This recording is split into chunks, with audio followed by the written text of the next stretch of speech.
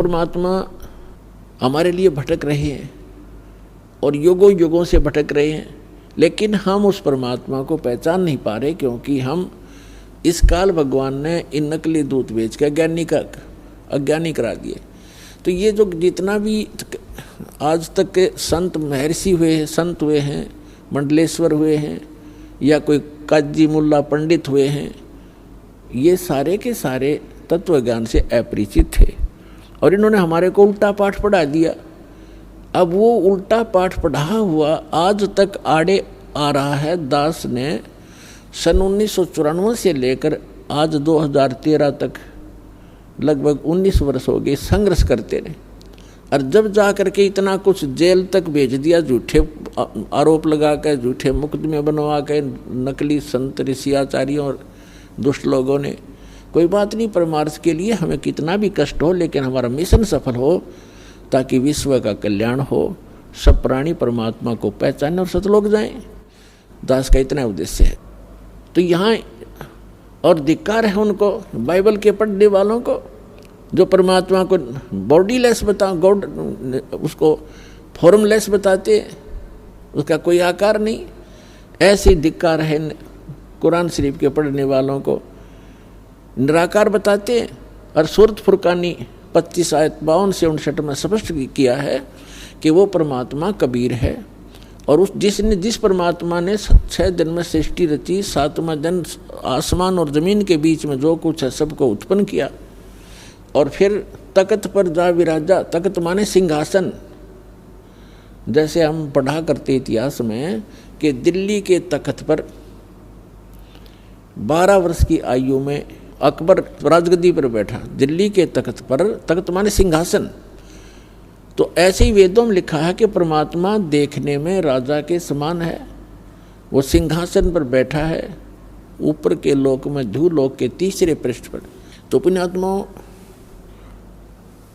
तो यहाँ वही प्रश्न आता है कि गुरु बिन काहुन पाया ज्ञाना, जो थोथा बूछड़े मूड किसाना, गुरु बिन वेद पढ़े जो प्राणी, समझे न सार रहे अज्ञानी। तो पुण्यात्माओं, जब आपको ये ज्ञान समझ में आओगा कि 21 ब्रह्मांड में कोई सतगुरु नहीं है वर्तमान में इस दास के अतिरिक्त, इसको अभिमान समझो, अर्थात सच्चा ज्ञान समझो, और कुछ दिनों में समझ में आ जाएगी। क्योंकि दास ने सभी महापुरुषों के अनुभव पढ़े और प्रत्येक धर्म के धर्म ग्रंथ पढ़े। प्रत्येक धर्म ग्रंथ, वर्तमान के जितने भी मार्गदर्शक हैं, अपने ही सदग्रंथों से अपरिचित, वो खाक गुरु हैं।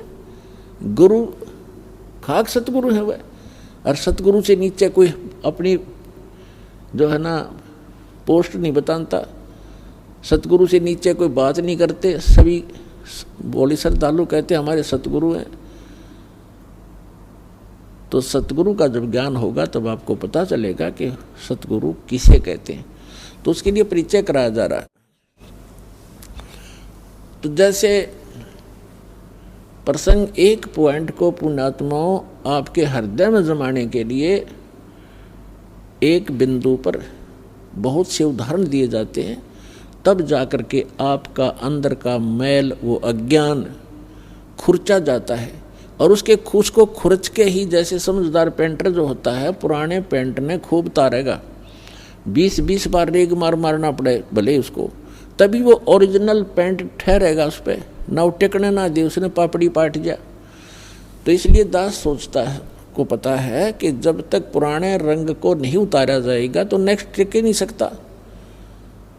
तो यहाँ जो प्रसंग चल रहा है कि गीता अध्याय नंबर 15 के श्लोक नंबर 1 में कहा है कि ऊर्ध्व मूलम अधः शाखम अश्वत्थम प्राहु अव्यम छंदासी यस्य पर्णानि यतम वेद स वेदवित। उल्टा लटका हुआ, ऊपर को मूल जड़ है, नीचे को तीनों गुण रूपी शाखा है। ये एक संसार रूपी वृक्ष कहा गया है, और इसके पत्ते आदि सब इसके विभाग हैं, छंद हैं। और जो संत इसके सभी विभागों को जानता है वो तत्वदर्शी संत है। बिल्कुल सबसे बेस्ट पहचान बता दी। ये भी एक, इन पहचानों में से एक, ये भी एक विशेष पहचान है अब जब परमात्मा अपने नियमानुसार प्रत्येक युग में आते हैं, अच्छी आत्माओं को मिलते हैं, जैसे कलयुग के अंदर किन किन महापुरुषों को मिले, आदरणीय धर्मदास साहिब जी को, आदरणीय मुल्कदास साहिब जी को, आदरणीय नानक साहिब जी को, नानक देव साहिब जी को, आदरणीय दादू दास साहिब जी को, आदरणीय गरीबदास साहिब जी को, गांव छुड़ानी जिला झज्जर हरियाणा वाले को, आदरणीय घीसा दास साहिब जी को, गांव खेखड़ा अब जिला बागपत बताते हैं, पहले मेरठ था, और उत्तर प्रदेश वाले को, और आदरणीय स्वामी रामानंद जी काशी वाले को। उस समय स्वामी रामानंद जी पंडित वर्ण में जन्मे थे। 104 साल के स्वयं स्वामी रामानंद जी थे और 5 वर्ष के परमात्मा लीला में शरीर में 5 वर्ष के थे, लीला कर रहे थे। एक 5 वर्ष के बालक रूप में उपस्थित परमेश्वर ने 104 वर्ष के पंडित की गिग्गी बांध दी ज्ञान में। चारों वेदों का ज्ञाता माना जाता था, पुराणों का मर्मज ज्ञाता, गीता और वेदों को कहते हैं बड़ा अच्छी तरह जाना स्वामी रामानंद जी ने।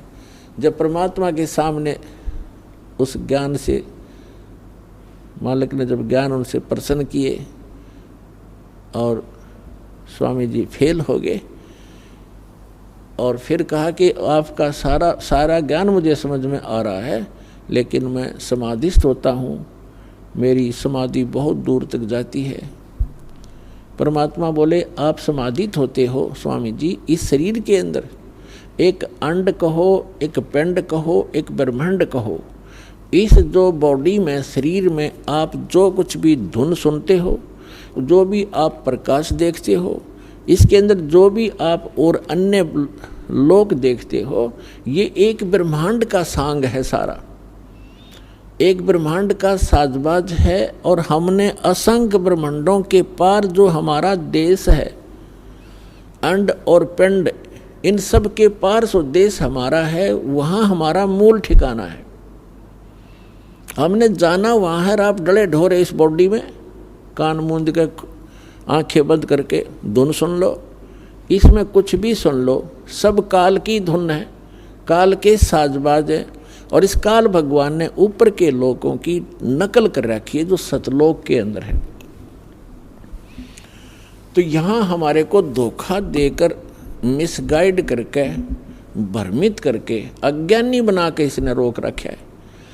अब सतगुरु आए दया करी, सतगुरु आए दया करी, ऐसे दीन दयाले, बंदी छोड़ वृत्तास का, जठरग्नि प्रतिपाले। सतगुरु आए दया करी, गरीबदास जी महाराज को जो जिन महापुरुषों का दास ने अभी रेफरेंस दिया है कि जिन पुण्यात्माओं को परमात्मा आकर मिले, जो उनका एक विधान है प्रत्येक युग में, तो उनमें से आदरणीय गरीबदास साहिब जी गांव छुड़ानी जिला झज्जर वाले को विशेष ज्ञान दिया। पहले के महापुरुषों को, धर्मदास जी को विशेष ज्ञान दिया था। उसके बाद फिर अन्य महापुरुषों को भी, जैसे आदरणीय नानक साहिब जी को भी ज्ञान दिया, और उनका जो विशेष ज्ञान था वो संग्रह नहीं हो सका। एक उनका विशेष ज्ञान था प्राण संगली के अंदर, उसमें बहुत से अध्याय जो यथार्थता से भरे हुए थे वो छोड़ दिए गए और ना गुरु ग्रंथ साहिब में लिए गए। वो कारण भले कुछ भी रहा हो, वो ज्ञान उनको भी सही मिला था, क्योंकि परमात्मा परिचित कराए थे नानक जी को, सतलोक लेकर गए थे, फिर वापस छोड़ा था, लेकिन वो ज्ञान कंप्लीट नहीं मिला। अब गुरु ग्रंथ साहिब को संग्रह करते समय जो 5वें गुरु अर्जुन देव जी थे, सिख गुरु, उनका दृष्टिकोण ये रहा कि जैसे भाई बाला वाली जन्म साखी में, समुद्र की साखी में एक प्रमाण आता है कि समुद्र बालाजी ने और मर्दाना जी जो उनके साथ विशेष सेवक रहते थे, उन्होंने प्रार्थना की कि हे भगवान हमें श्रीलंका की सैर कराओ। तो उन्होंने कहा आंखें बंद करो। आंखें बंद करके खोली तो समुद्र के किनारे खड़े थे, और फिर कहा नानक साहिब जी ने कि मेरे साथ समुद्र के ऊपर आ जाओ, मेरे पीछे पीछे चल पड़ो। तीनों ऐसे चल पड़े जैसे थल पर चलते हैं, और साथ में ये भी कहा कि तुम वाहे गुरु जपते रहना, और नानक साहब जी उस सतनाम का जाप कर रहे थे 2 अक्षर का।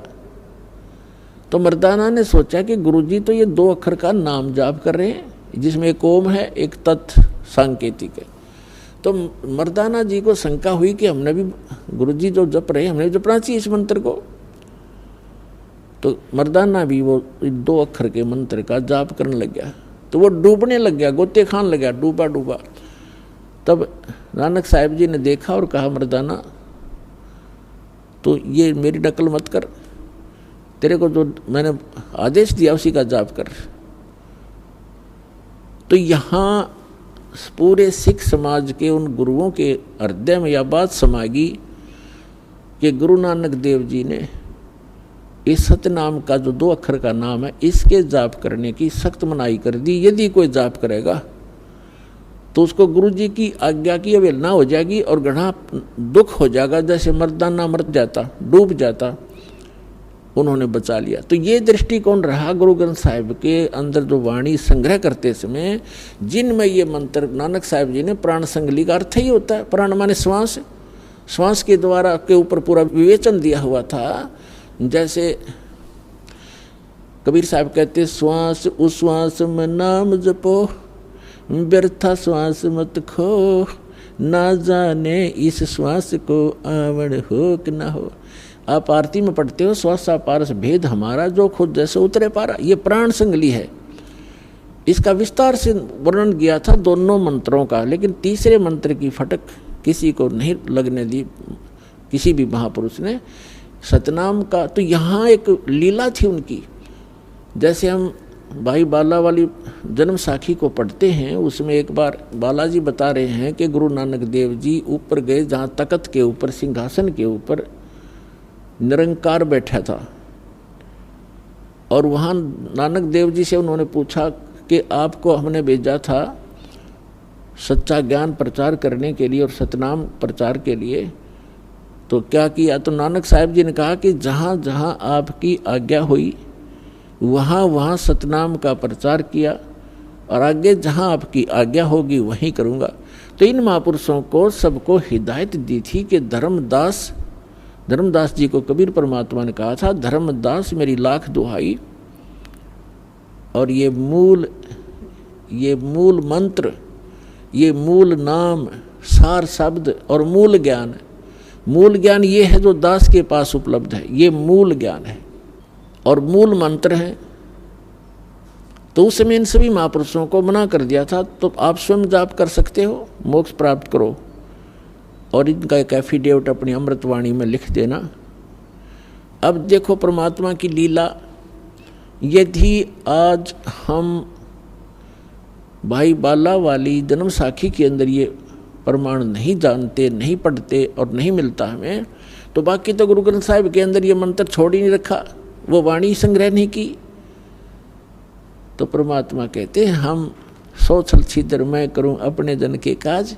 तो हमारे लिए एक ऐसा प्रमाण रख दिया जैसे मिटाया नहीं मिट सकता ही, और इसको कोई नकारा नहीं कर सकते कि नानक साहब जी सतनाम कौन सा जाप करते थे, और जिस नाम के जाप करने से उन महापुरुषों का मोक्ष हुआ है, उसी से आप सब और हम का मोक्ष होगा, और किसी मंत्र से नहीं हो सकता, चाहे कितना जाप करो अन्य मंत्र का।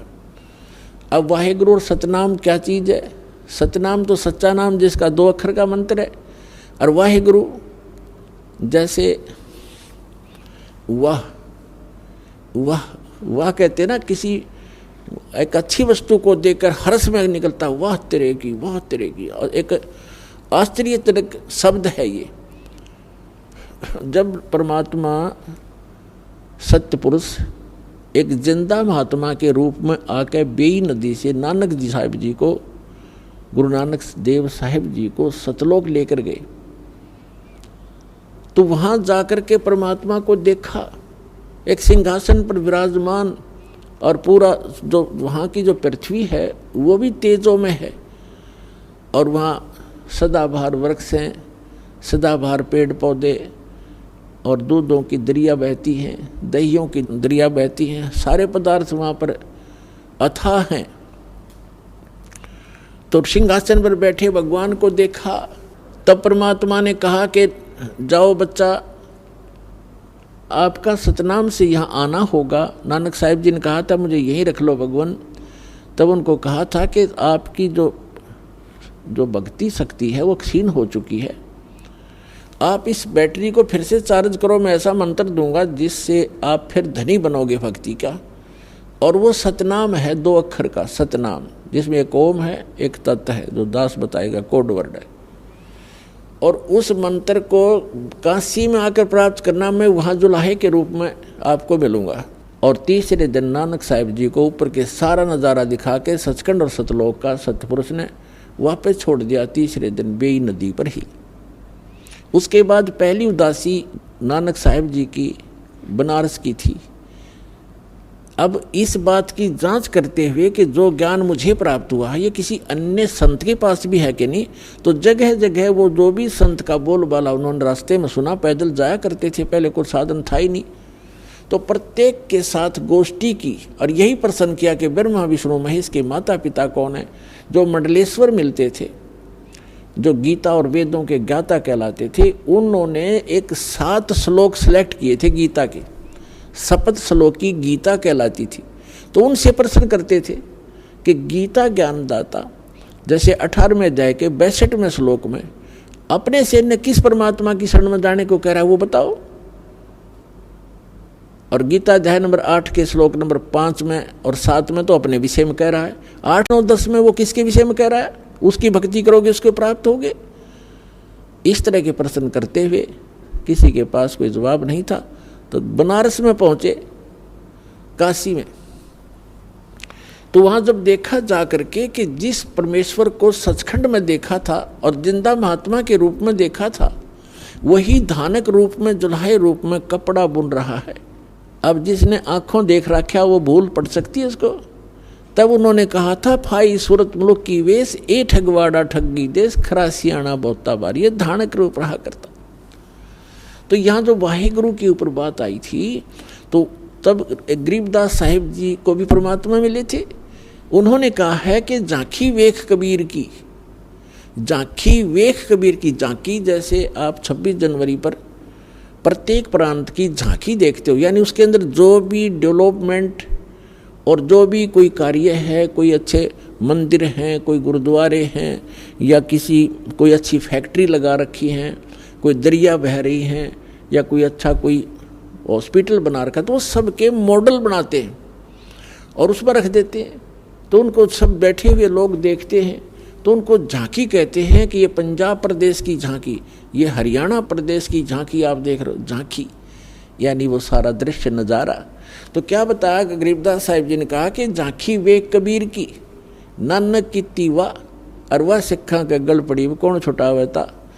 यानी ये वाहे वाहे वाह तेरे की, और फिर नीचे आए कि ओहो वाह वाहे वाहे गुरु, ये तो वही है जो ऊपर देखा था, ये है सच्चा गुरु वाहे गुरु। और सतनाम मिले, सतनाम, ये सतनाम 2 अक्षर का। तो तब उन्होंने ये कोड वर्ड रखे थे, किसी को बताए नहीं, ये बताने नहीं होते, इसलिए इसको सतनाम कहा जाता है। तो नानक साहिब जी कह रहे थे वाहिगुरु सतनाम वाहिगुरु, और परमात्मा ने मना कर दिया था कि प्यारी आत्मा अभी इसको डिस्क्लोज ना करना, सतनाम को। मेरी महिमा का गुणगान करते रहो, जो भी पुण्यात्मा मेरी महिमा का भी गुणगान करेंगे उनका भी साथ दूंगा मैं। और अभी नहीं, पिछली पीढ़ी जब आवेगी सबको शिक्षित किया जाएगा एक विशेष, क्योंकि कलयुग नाम इसका क्यों रखा कि इसमें सब मशीनरी कामयाब होंगी, मालिक देगा वो विधि और बुद्धि, और तब ये बच्चे मुझे पहचान पाएंगे। अभी आप कहोगे सारा कुछ कह सुन दोगे तो ये नकाल के दूत आने हैं, जैसे राधा स्वामी, धन धन सतगुरु, निरंकारी, आसाराम, सुधांशुर, ये सारे इस काल तक के ही ज्ञान का प्रचार करते, नाम लेते सचखंड और सतलोक का। ये राधा स्वामी, धन धन सतगुरु, जनोद वाला, वो ताराचंद, और ये ठाकुर जी जितने राधा स्वामी पंथ से निकले हुए ब्रांच हैं, दिल्ली वाले, कृपाल मिशन, ये सारे एक कुएं का पानी है ये। और ये जय गुरुदेव मथुरा वाला, ये सारे काल के चलाए पंथ थे, इनके पास कख भी नहीं, ज्ञान नहीं, और 5 नाम काल के जाप करते। ये मंत्र नहीं, सतनाम का इनको कैख का भी पता नहीं। तो परमेश्वर कबीर जी ने कहा था कि अभी इसको डिस्क्लोज ना करना बच्चों, नहीं तो हमारा सारा मिशन फेल हो जाएगा, ये बच्चे मेरे पार नहीं हो पाएंगे। बिचली पीढ़ी जब आओगी, जब कलयुग 5500 वर्ष बीत जाएगा, तो 1997 में 5505 वर्ष कलयुग पूरा हो जाता है। उस समय इस दास को परमेश्वर आकर मिले थे, कबीर परमेश्वर, और उन्हें संकेत कर दिया था कि बच्चा बेशक से सतनाम का तो दान करना शुरू कर दिया। 1994 में दास ने ये दीक्षा देना प्रारंभ किया था अपने पूज्य गुरुदेव जी के आदेशानुसार, और 1997 में मेरे गुरुदेव जी शरीर छोड़कर गए थे 26 जनवरी 1997 को। फिर परमात्मा मुझे मिले, मैं असमंजस में था कि ज्ञान कंप्लीट दास के पास, और अभी तक धर्मदास जी को ये कह रखा है कि धर्मदास मेरी लाख दुआई, ये सार शब्द कहीं बाहर ना जाए। तो उस समय तक दास ने विशेष ये सार शब्द नहीं बताया था, सतनाम अवश्य देना प्रारंभ कर दिया था। तब परमात्मा आए और कहा बेटा शुरू कर दे, डोंट वरी। अब आ गया वो समय। तो पुण्यात्माओं, ये वो समय है, इसके लिए सभी महापुरुषों से कहा था कि धर्मदास मेरी लाख दुहाई, ये सार शब्द कहीं बाहर ना जाई, सार शब्द बाहर जो पढ़ी, ये बिचली पीढ़ी हंस नहीं तरी। फिर कहा था कि सार शब्द तब तक छुपाई जब तक द्वादश पंथ ना मिट जाई।